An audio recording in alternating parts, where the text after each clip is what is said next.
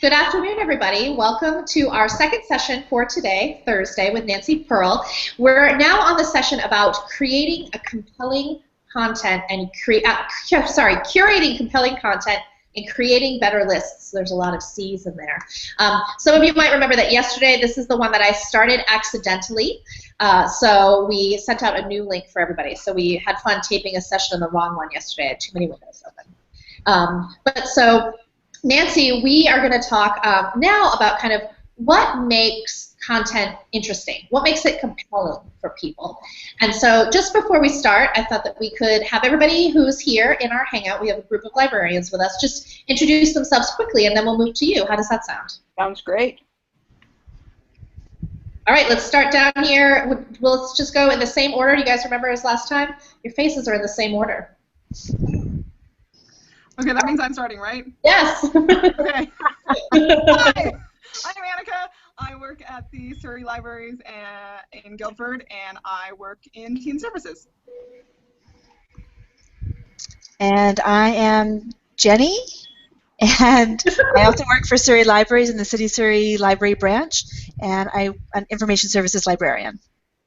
Well, we did go with the Canadians, so our next Canadian. Hi, I'm Melanie, and I work at Stratford Public Library in Stratford, Ontario, mainly on the public service desk. Now I'll get our last Canadian. Hi everyone, I'm Maxine. I actually work for BiblioCommons. I'm in the Toronto office, and I do marketing. And then finally, Greg. Our token non-Canadian. I see how you guys are. My name is Greg Windsor. I'm a reference librarian specializing in reader's advisory out of Johnson County Library in Johnson County, Kansas. And then, of course, we have Nancy Pearl, reader's advisor extraordinaire, as we called her. Welcome again, Nancy. Thank you. It's great to be here. Now, so again, this session we're talking about what makes content great. So how do we know, what are some tips that you have, I guess, about really starting to think about putting content together and having it be interesting for people and draw people in? So I think that this is, to me, when I was thinking about this, it kind of referred back to, in my mind, to displays and to lists. And I think that when we're doing those displays or making bookmarks or lists of books that we recommend, I think that what's compelling to people is to see a book on the list and then see other books that people have actually thought about in the same sort of context. Yesterday, for example, I talked about a brand new novel by David Schaefer called Whiskey Tango Foxtrot, and I compared it to Cryptonomicon by Neil Stevenson, but a book that I think that more people would recognize and want to read something else like it, for example, is Dave Eggers' book, The Circle, because Whiskey Tango Foxtrot does exactly that sort of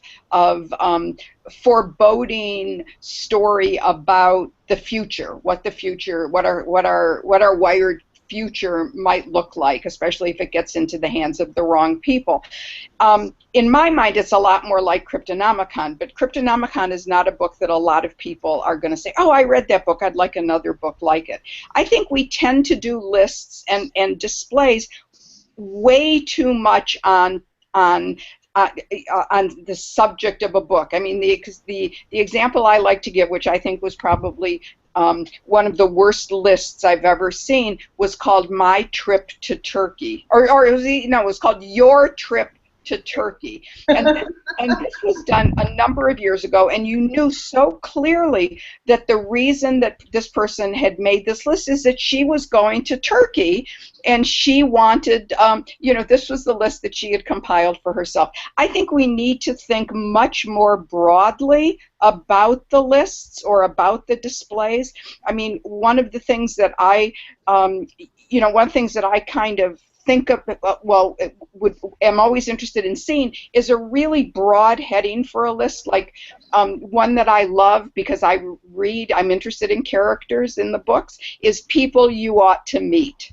And think of what you could do with a list like that. You could include everything from The Fault in Our Stars to Station 11 to The Glass Castle. You know, you're really unlimited in that. And you know, underneath everything that I do, that I did do when I was working in a library, or everything I think that librarians, you know, have as their mission, is this broadening and deepening of a patron's relationship with the world of books. And I think that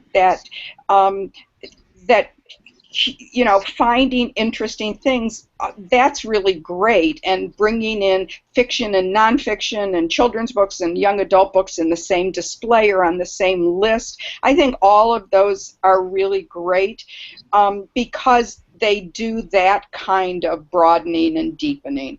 And I don't think you know, that's why I always, you know, I always have a problem with lists like if you liked John Grisham, and then they would list a lot of thrillers. Well, I would argue that there are different sorts of thrillers. John le Carré, who always shows up on those lists, is not going to appeal to the same kind of reader who likes John Grisham.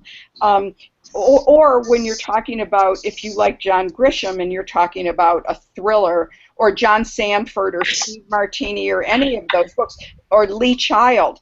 Somebody who likes Lee Child, it seems to me, we don't want to just keep them in that narrow thriller, you know, mystery thriller section of the library. And, you know, people who love those fast-moving, propulsive thrillers, there's a science fiction novel, I don't know, Greg, if you've read it, called Altered Carbon, by Richard Morgan. That's a book, yeah, that's a book you cannot put down because it's so exciting. So, you know, I think we do a disservice to readers, and our job, you know, as we curate these lists, as we curate these displays, is to think much more broadly.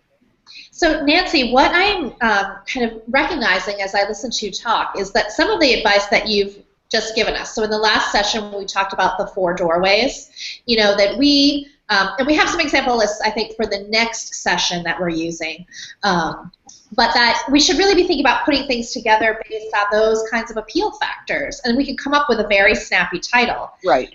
And that the same advice that you gave us yesterday when we were talking about, you know, talking about books and writing annotations, you know, where, you know, we have one sentence to talk about the plot, that we should probably bring that same kind of sensibility to lists and displays that we're making, where, you know, just like plot is not going to take you very far in talking about a book and you know, annotating a book, relying on plot or what it's about, the subject, is not necessarily going to take you very far on a display or a list either. Oh, yeah. So, Stephanie, what you just pointed out is that actually, I just keep saying the same thing over and over in different words, and that's absolutely true.